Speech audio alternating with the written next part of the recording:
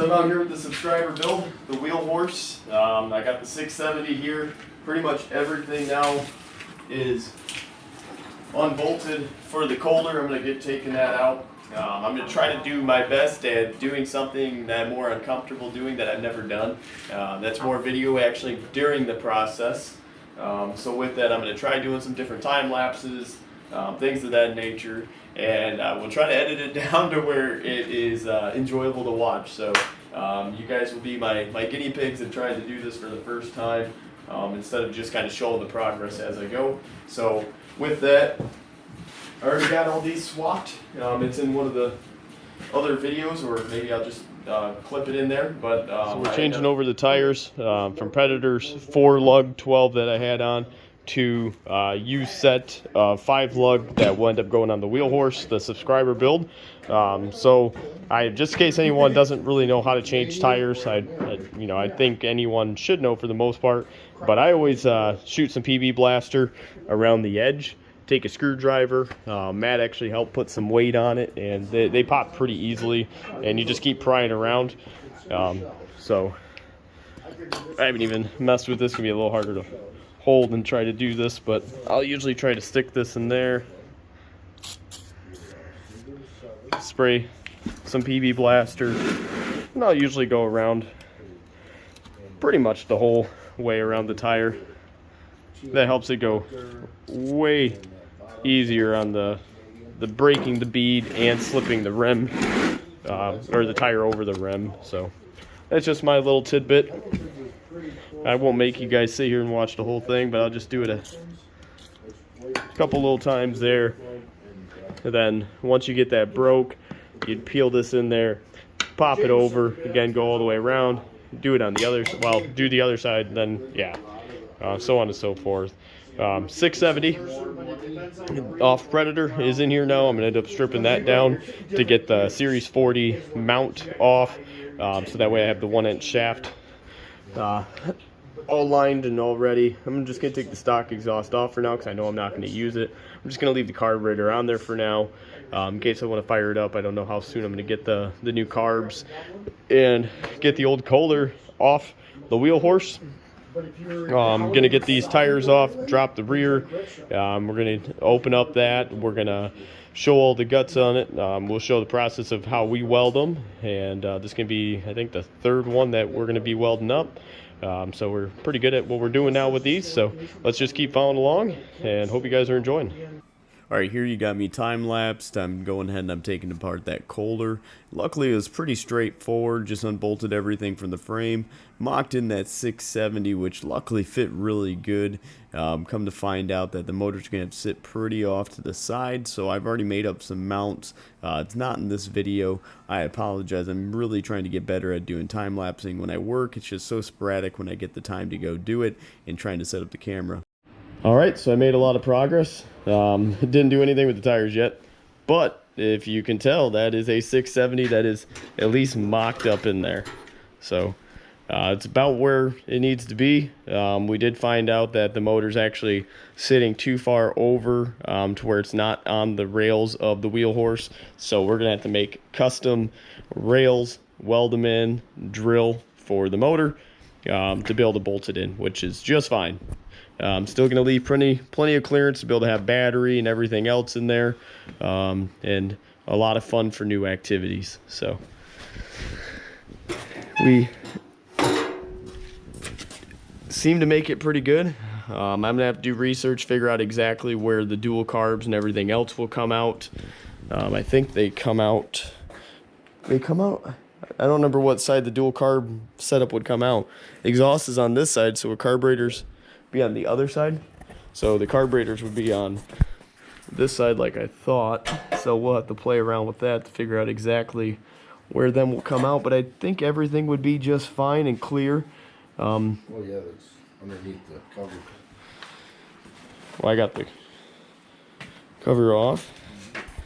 But we're making progress. I got the lever and everything that was all right here. That's just more or less asking for my knee and everything else to hit it out of the way. Another few modifications that are going to happen, that I'm sure some of you might have already done that we have not done, is modify the brake to be with the clutch. So shouldn't be extremely difficult, just something that's going to happen, because I want to turn this into a foot throttle, so that way I can keep it looking as rustic as possible, even with this giant motor in here. Again, I want to straight pipe this with some sort of muffler setup. Try to make it to where it's not too gaudy. There's not a ton of room. Our plan is to go with this 10-inch. I'm thinking maybe 10 to 5, 10 to 4.5, something like that. So it's going to have a hell of a ratio. We're kind of joking, like, how fast do I really want to go on this? I'm thinking with this setup, these things can have some really tight steering and everything, have good tires. I'd like to try to see if I can get up to 50 miles an hour. Matt's looking at his 670 over here. He wants to billet this thing. So, you know, you guys go ahead and subscribe, help build this one, and then we can get this bad boy going, billet this, and then he'll put it in one of his mowers. So this could be a project down the line. So this one did have some issues, but it needs a rebuild. So that's kind of what we're looking at. Oh, so it looks like, yep. Oh, okay, so they're pretty low. So I would clear, they would just unfortunately stick out quite a ways. Yeah, they're down under the cover. Yep, but they would be probably somewhere out here. But it is what it is. I mean, dirt and stuff will definitely come up. I'll have to have some really good covers on the air filters. That's why they make them. I mean, if dirt track racers and everyone else can have air filters stick out there, so can I. So we'll figure it out. For now, the stock carb works, but I don't think I'm gonna run the stock carb though. So again, you want to get your name on this thing. You want to see this thing move under its own power, and just have some real fun things to do with this motor and this whole build in general. You know, again, I would love to have your name on here. I want your opinion on if we're gonna leave it this color and everything, or if we want to go more old school, clean it all up, try to do a really nice wheel horse red, and get some new logos and everything, or we brand it like we have my other mowers, and we figure out a tiger stripe design with a color scheme that, you know, we can choose.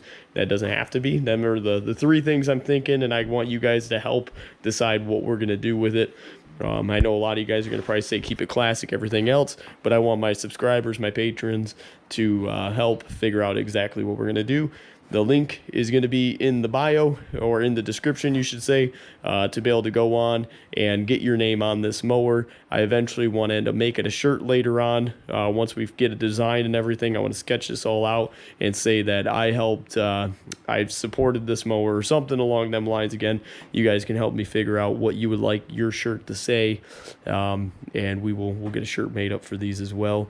And maybe I'll pick a lucky one or a few of you that will be able to get the shirt for free.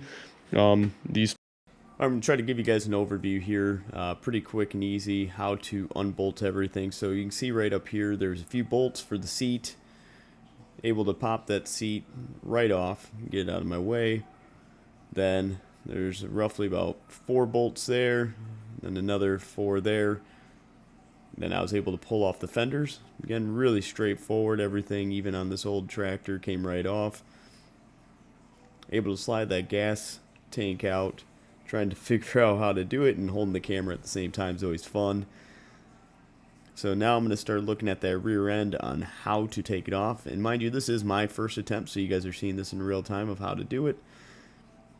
So need to remove them, need to get all them hoses out of the way, need to get the belt off, just everything that just more or less is in the way to get this rear end dropped.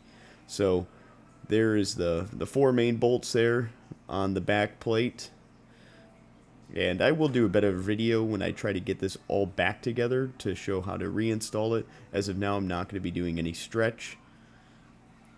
Waterboy did turn out awesome. I just don't think it's necessary for my build, but the cool part is it's something I can always add on. So these are relatively straightforward. I had a little bit of a hard time on that one, but end up getting it off. Now here I am just getting everything unbolted, getting that rear end undone like I was showing you guys in top few bolts. And then you had that plate of 4. Hardest part's always find all the sockets. No matter how hard I try, it always seems I end up misplacing something. Luckily these old tractors, it's usually just 9/16, ½ inch, and maybe a 7/16 now and again. So again, just getting some advice from Matt, setting some jack stands underneath so that way when I get this rear end dropped, it has something to support itself. Cool part is, fast forward to today, I got everything welded back up and it's all permatexed and it's getting ready to be able to get bolted back in. So cannot wait to film that and get the part 2 of this video going. So hope you guys are enjoying. Feel free to comment anything that you think I should do better, ideas, tricks, whatever you think. Thanks for supporting us, guys. Here, so I got the rear end finally split. It was a pain. I'll just kind of walk you through some of my troubles. So what I end up having to do is obviously dismount everything, take all the bolts out. Here, actually, we can see it from right here. So we had the 1, 2, 3, 4, 5, 6. I believe there's 7, nope, 6 bolts, because that's just a pin there. So we had 6 bolts that had to come out, other than the taking off of the mower itself or the tractor. And then with that, yeah, then the shift levers, everything like that. So what ended up actually holding it on this entire time, I kept playing with it, and I was trying to take it off the opposite side. I was trying to leave the brake drum on and pull it off. Well, this actually had to just unbolt. Once I did that, pretty much everything slid right apart. So don't do the same mistake as me. If you're gonna pull one of these Unidrive, I think that's what the Unidrive 8-speed, or Unidrive 8. Let's see if there's a tag on the back of this one. Oh yeah, right there. So here, let me get that for you guys. So Unidrive, part number 2988185 to be specific on this model. You have to pull that brake drum off, and more or less it splits after that. So make sure it's in neutral, everything like that. But it was pretty straightforward once I did that. Got everything out. Definitely had some water in the gear oil. This thing has, you know, been sitting around. We got it really cheap, the whole mower itself. So who knows the kind of life it did have. But definitely sat with some moisture. So I'm going to try to clean this out the best I can. But all the needle bearings, all the bearings here, needle bearings all the way in there, if you can see them on the very edges, everything looked really good. So I don't think I need to change anything. Just gonna clean everything up. I'm gonna break this apart, get this to try to de-oil the best I absolutely can, because we are gonna get this welded up, and that will be at a later date and a different video. But for now, just trying to show the trans the way it is. So this one right here stayed in that when I separated it. So I was very careful, pulled it over, keep all the gears in the same one. That was Matt's advice. This is his second one that he's helped open, which he already did Waterboy, because Waterboy is almost the exact same trans and everything else, and he had that one welded up as well. So pretty straightforward, not a ton to it, especially now we took that brake drum off. Everything just kind of slid right off. So pretty straightforward. If you have any questions, feel free to ask.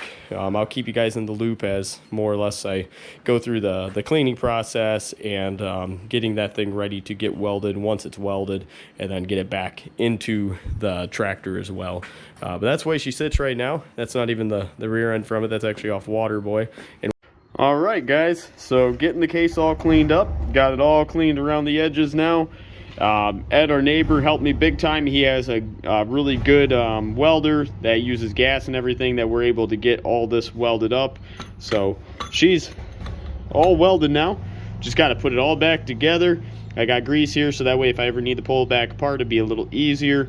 Bowl gear will go in there, and then I'll get everything all back. Permatex this, try to make sure it doesn't leak any oil, and I think we decided that we're not going to stretch this for now. I think honestly for me and my build, I'm going to be better off not stretching it, and we'll see how it is. And then worst case, I could always try to drive Waterboy and see if that's something that I want to do, is to stretch and lowered. But for now, we're going to get this back going, so that way this rear end can get back in there soon. Get that motor starting to get back in there, And man, we're going to make some forward progress, I think, very fast, getting this thing finally looking like a mud mower. So look forward to this. Really appreciate you guys following along. Like, share, subscribe. Remember, please, that helps us so much.